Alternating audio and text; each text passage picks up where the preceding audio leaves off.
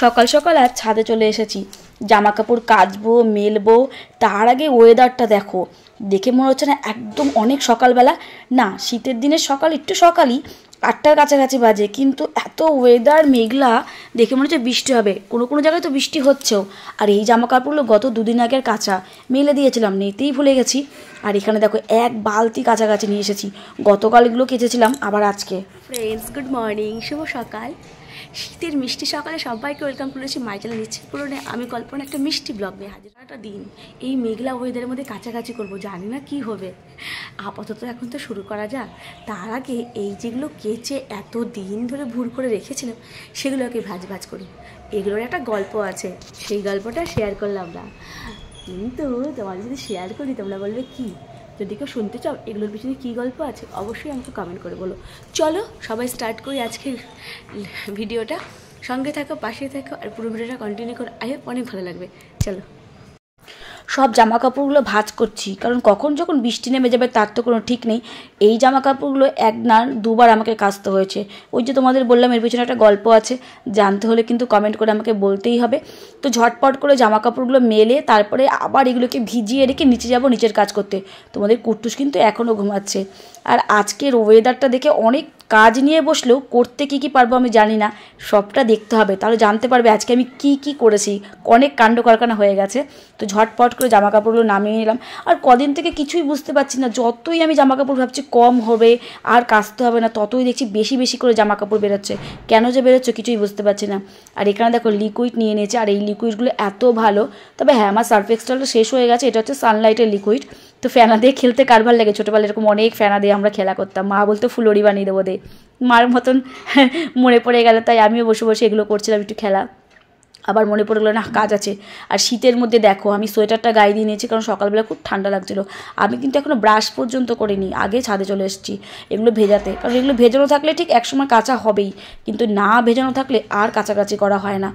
এগুলো ভিজিয়ে রেখে নিচে যাই, চলো। ভেজানো হয়ে গেল আমার, এই দেখো ভিজানো হয়ে গেছে। এবার নিচে এসে রান্নাঘরে চলে এসেছি বাসন মাজতে। কালকের বাসি বাসন এগুলো মাজতে হবে। তো মেজে নিয়ে তারপরে আমি ব্রাশ করে চা খাবো। তো তার আগে বাসি কাজগুলো কমপ্লিট করে নিচ্ছি, কারণ এই কাজগুলো না পড়ে থাকলে আর ভালো লাগে না। আর তোমরা তো জানোই এখন আমি আমার বাসন নিজের বাসন নিজেই মেজে নিই, কাউকে দিই না। তোমরা বলবে যে তোমাদের কি কাজের মাসিরা চলে গেছে?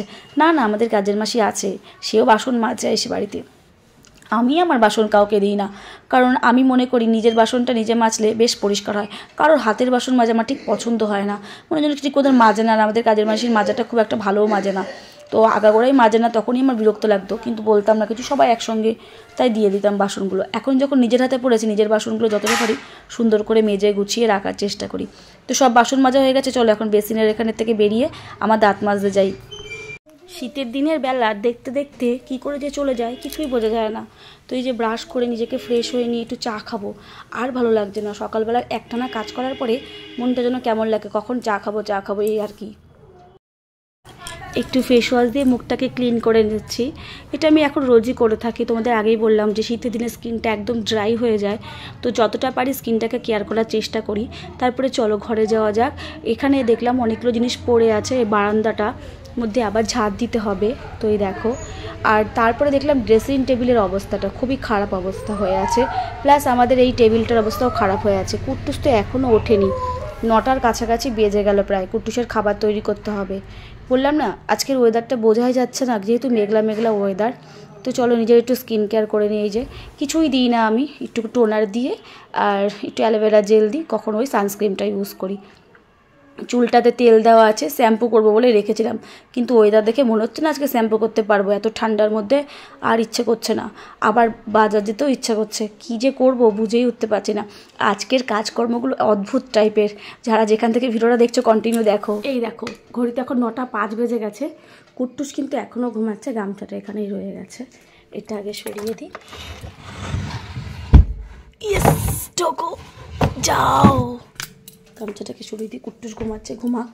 আজকেও বিছানাতে তোমাদের কুট্টুস টয়লেট করে দিয়েছে এখনই। কী যে করি বুঝতেই পারছি না। তো এখানে একটা নীলকণ্ঠ ফুল দিয়ে গেছে আমার শ্বশুরমশাই ঠাকুরের জন্য, দেখি কী করি। ঘরটাকে গুছিয়ে নেব নাকি এর খাবার বসিয়ে দেবো, তাই ভাবছি 9টা বাজে। তো এই জায়গাটা গুছিয়ে নিয়ে ক্লিন করে নিই, তারপরে কুট্টুসের খাবারটা বসিয়ে দেবো। আর আমিও চা খাবো। তো আমার চা না খেয়ে কিছুই ভালো লাগে না, কিন্তু এই জায়গাটা দেখতেও ভালো লাগছে না। তো চলো এই জায়গাটাকে ক্লিন করে নিই। তো এই দেখো আমি ড্রেসিং টেবিলটা একটু গুছিয়ে নিচ্ছি। আসলে রোজ তোমাদের কুট্টুস এখন বাড়িতেই থাকে, তো ও এলোমেলো করে ফেলে, রোজ প্রতিদিন 2-3 বার করে এলোমেলো করে, আবার 2-3 বার করে। জানি যাদের ঘরে বাচ্চা আছে তোমরা জানোই বাচ্চা ঘর থাকলে কি হয়। তো তারপরে আবার আমাকে গোছাতে হয়। তো গুছিয়ে নিলাম, এবার ঘর ঝাড় দিতে যাব। তার আগে রান্নাঘরটা ঝাড় দিয়ে নিই, কারণ বাসি রান্নাঘর, সেখানে রান্নাবান্না করতে কেমন লাগে, ঝাড় দিয়ে একটু মুছে নিলে বেশ ভালো লাগে। আর রান্নাঘরটাই মেয়েদের কাছে সবচেয়ে কিন্তু কাছের হয়, তাই না? তো এই দেখো রান্নাঘর ঝাড় দিয়ে নিয়ে ডাইনিং রুমটা ঝাড় দেবো, ঘর ঝাড় দেবো, ঝুল বারান্দা ঝাড় দেবো। একার হাতে না পুরো গোটা সংসারের কাজ। দেখে সবাই বলবে হয়তো কে আর আছে, মা আর ছেলে, আর তো কেউ নেই। কিন্তু হ্যাঁ, কাজ তো তোমাকে করতেই হবে, সে মা ছেলেই হোক আর 10 জনের সংসারই হোক, কাজ কাজই হয়, সেটাকে তোমাকে কমপ্লিট করতে হবে। তবে কি নিজের সংসারের দায়িত্বে যখন যেমন পারো করে কাজ করো, আর একজনের দায়িত্বের সংসারে টাইমলি কাজ করতে হয়, এই আর কি, আর কিছুই না, তেমন পরিবর্তনের কোনো আর মানে হয় না। তো তারপরে রান্নাঘরে যাই, চলো চা খাবো। এখন একটুখানি চা বানাবো, ঘরের কাজ তো কমপ্লিট করে এসেছি, একটু চা খাই, কারণ আর ভালো লাগছে না না খেয়ে। আজকে অনেক কাজ আছে, ভাবছি পায়খানা বাথরুমটা আজকে ক্লিন করবো, যা ওয়েদার দেখছি। আর সেরকম একটা বাজারও নেই, মানে কি রান্না করব সেটাও ভাবছি, তো বাজারেও যেতে হবে। তো দেখি কতটা কি করতে পারি। গরমকালে চা না খেলেও শীতকালে আমার চায়ের নেশাটা আছে। আর কদিন থেকে কাশিটা এত পরিমাণে বেড়েছে যে একটু হোমিওপ্যাথি ওষুধ নিয়ে রেখেছিলাম, সেটাই প্রতিদিন একটু একটু করে খাচ্ছি। কমছে আবার হচ্ছে, আসলে ওয়েদারটার জন্যই। তোমাদের কুট্টুসকে খাওয়ানো হয়ে গেছে, আর তোমাদের বললাম না বাজার যেতে পারি, তো সেরকম সবজি ঘরে ছিল না, তো এখন বাজারে যাবো, কুট্টুসের পাল্লায় পরে বেশিটা যেতে হচ্ছে। আমি ভেবেছিলাম যাব না, কুট্টুস বলছে যেতেই হবে মা। তো চলো বাজারে যাই, ঠান্ডা ঠান্ডা লাগছে, বাইরে ওয়েদার আজকে খুব খারাপ। এখন বৃষ্টি না নামলো, একটু পরে হলে বৃষ্টি নামবে, মানে ওয়েদারটা এতটাই খারাপ হয়ে আছে। বেলা এখন 11টা বেজে গেছে অলমোস্ট। কুট্টুসকে নিয়ে বেরিয়ে গেলাম বাজারের উদ্দেশ্যে। বাজারে সবাই কটায় যায়, 8টা, অফিস টাইমের লোকেরা 7টা, তার আগের পরের লোকেরা হচ্ছে 10টা। আমি যাচ্ছি বেলা 11টার সময় তোমাদের সাথে গল্প করে। এটা যে দুধওয়ালা আমাদের দুধ দিতে এসেছে, তার সঙ্গে কিছুক্ষণও কথা বলে নিল। এবার আমরা রাস্তায় বেরিয়ে গেছি, কুট্টুসকে প্রপারলি রেডি করে নিয়ে বেরিয়েছি। আর এই দেখো আমাকে, কুট্টুসের অবস্থা দেখো, দেখেছো কেমন করে হাঁটছে। বাজারে থলি এটিএমে যাবো, এটিএম থেকে টাকা তুলবো, তারপর বাজার যাবো। তো বুঝতেই পারছো সমস্যা ঝামেলা আছে, দেখা যাক, আগে এটিএমে যাই। বেরিয়ে নিয়ে খুব সমস্যায় পড়তে হয়েছে। একটা এটিএমে গিয়ে দেখি টাকা নেই, আর একটা এটিএমে গিয়ে দেখি সেখানেও টাকা নেই, আবার টোটো ভাড়া করে আর একটা এটিএমে গিয়ে টাকা পেলাম। যেতে যেতে বেলা বেজে গেছে তখন 12:15। তারপরে মাছ বাজারে চলে এসেছি, সেখানেও দেখি ফাঁকা ফাঁকা, মাছ সব উঠে গেছে। কি করবো, এত বেলায় থাকে। এখান থেকে কিছুটা কাতলা মাছ নিয়েছিলাম, 700 কাতলা মাছ নিয়েছিলাম, কিছুটা দেবো শাশুড়ি মাকে, কিছুটা নেবো আমি, তো ওই জন্যই কাতলা মাছ নিয়েছিলাম। তারপরে বাড়ি পৌঁছে যে আমার কী দশা হয়েছে চলো দেখবে তোমরা। 1:30 বেজে গেছে, স্নান করে আসলাম, পুজো দিচ্ছি, এখন রান্না বসাইনি, বাজার থেকে আস্তে আস্তে এত লেট হয়ে গেছে।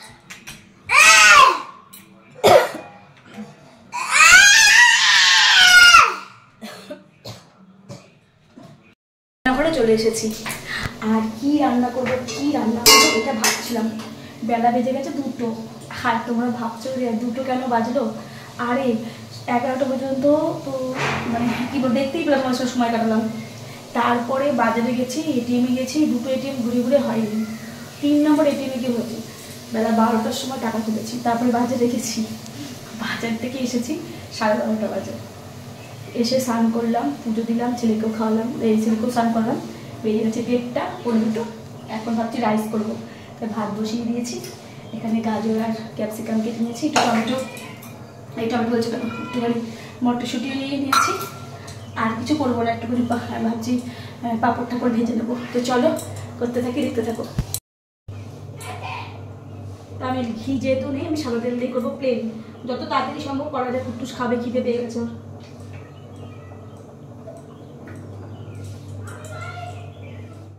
এই দেখো ছোলার শাক নিয়ে এসেছি, আমার না ছোলার শাকটা খেতে ভালো লাগে, বেশ খুব সুন্দর একটা চুলা শাক। আগে মানে মার্কেট থাকতে মাথাগুলো করতো। খাওয়া দাওয়া করে রুমে চলে আসলাম, এখন ঘুমাবো বলে। কটা বাজে জানো? এখন 4টের কাছাকাছি বাজে। এই যে কুট্টু সারা আমার দুজনেরই খাওয়া গেছে, কিচ্ছু করিনি, প্লেন রাইস করেছি, সঙ্গে একটু পাঁপড় ভাজা।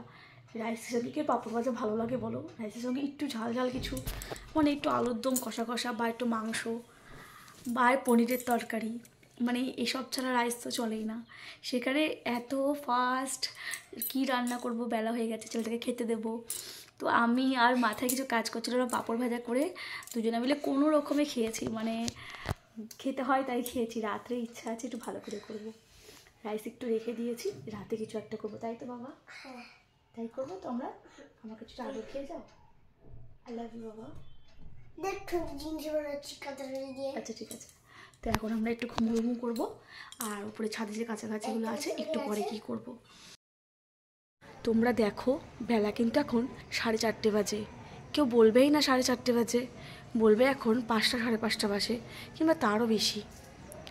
এত কুয়াশা পড়েছে। এখন এসেছি আমি কাজ থেকে, আমি জানো তো আমার আর ভালো লাগছিল না কাজতে, কিছু করার নেই, ভিজিয়েছি, কাজতে তো হবেই, তো বাধ্য হয়ে এসেছি এখন কাজতে। চলো তাড়াতাড়ি সব শেয়ার করলাম না, তাহলে অনেক বড় ভিডিওটা হয়ে যাবে। তো এই জামা কাপড়গুলো কাচতে কাচতে প্রায় রাতই হয়ে গেছিলো।